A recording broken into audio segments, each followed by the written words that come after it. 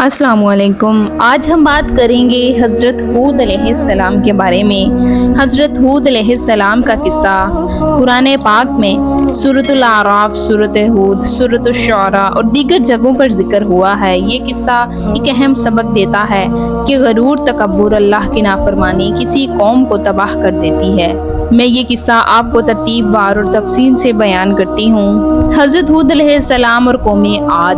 हज़रत हूद अलैहिस्सलाम हज़रत नूह अलैहिस्सलाम के बेटे साम की औलाद में से हैं। वो यमन के इलाके अहकाफ रेत के टीले में रहते थे। कौमे आद बहुत ताकतवर और जिस्मानी लिहाज से मजबूत थी। लंबे कद, चौड़े शाने और इमारत साजी में माहिर थी। वो बड़े बड़े सुतूनों वाले आलीशान महल्लात बनाते और पहाड़ तराश कर घर बनाते थे। इतनी नेमतों के बावजूद वो लोग अल्लाह को छोड़कर बुतों की इबादत करने लगे, गरूर और तकब्बुर में डूब गए और कमजोर लोगों पर जुल्म करने लगे। वो कहते, हमसे ताकतवर कौन है? अल्लाह ताला ने हज़रत हूद अलैहिस्सलाम को नबी बनाकर भेजा। आपने फरमाया, ए मेरी कौम, अल्लाह की इबादत करो, उसके सिवा तुम्हारा कोई माबूद नहीं, तुम झूठ घड़ने से बचो। आपने इन्हें अल्लाह की नेमतें याद दिलाई और गरूर छोड़ने को कहा। आपने वादा किया कि अगर वो ईमान ले आए तो अल्लाह बारिश और खुशहाली अता करेगा। कौमे आद ने कहा, हूद अलैहिस्सलाम, तुम हम जैसे ही इंसान हो, तुम पर हमारा ईमान नहीं, हमारे माबूदों को छोड़ने का कोई सबूत दो। वो कहते थे, हमारे माबूद हमें नुकसान नहीं पहुंचाएंगे बल्कि तुम पर आफत आने वाली है। वो हूद को जादूगर और झूठा कहते।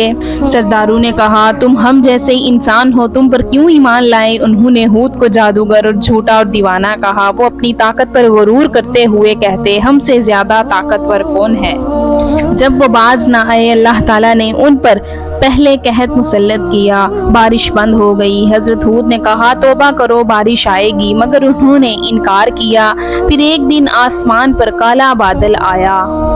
उन्होंने समझा बारिश आएगी, लेकिन वो दरअसल आंधी का बादल था। कुरान कहता है, वो हवा हर चीज को जड़ से उखाड़ देती थी और सबको बर्बाद कर देती थी। ये तेज और सर्द आंधी 8 दिन और 7 रातें मुसलसल चलती रही, हत्ता कि वो सब मर गए। उनके बड़े बड़े महल खाली हो गए। हजरत हूद अलैहिस्सलाम और ईमान लाने वाले लोग अल्लाह के हुक्म से महफूज रहे। अजाब के बाद वो लोग वहां से हिजरत करके हजरत हूद का मकबरा हिजरे मौत यमन में कहा जाता है। आपने अपनी कौम से कहा, ए मेरी कौम, सिर्फ एक अल्लाह की इबादत करो, उसने तुम्हें पैदा किया, वही तुम्हें रिस्क देता है। ये बुत कुछ नहीं कर सकते। लेकिन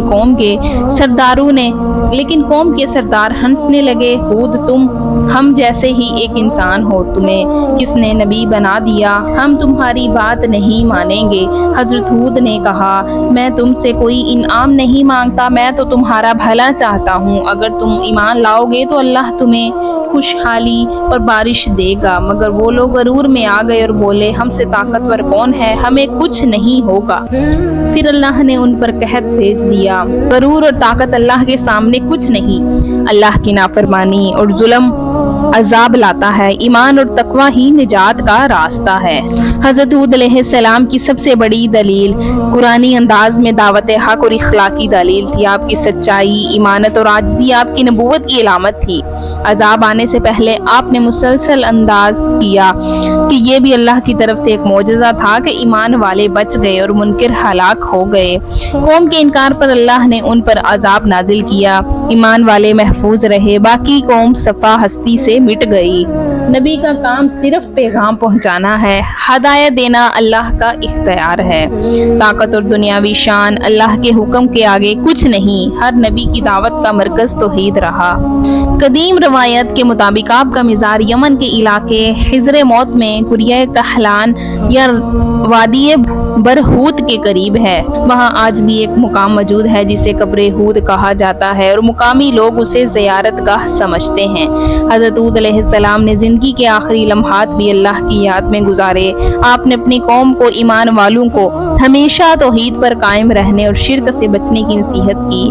آپ کی وفات کے بعد بھی آپ کے ماننے والے کچھ عرصہ ایمان پر قائم رہے، پھر آہستہ آہستہ نئی نسل میں شرک پھیلنے لگا۔ انبیاء علیہ السلام کی زندگی اور وفات دونوں ہی انسانوں کے لیے ہدایت کا ذریعہ ہے۔ نبی دنیا میں آ کر اپنا مشن مکمل کرتے ہیں، پھر اللہ کے پاس واپس لوٹ جاتے ہیں۔ تو پیارے ناظرین، یہ تھا حضرت ہود علیہ السلام کا واقعہ۔ آپ کو یہ واقعہ کیسا لگا؟ کمنٹ میں اپنی رائے کا اظہار ضرور کیجیے گا۔ پلیز میرے چینل کو سبسکرائب کر دیجیے گا۔ ہمیں دیجیے اجازت۔ اللہ حافظ۔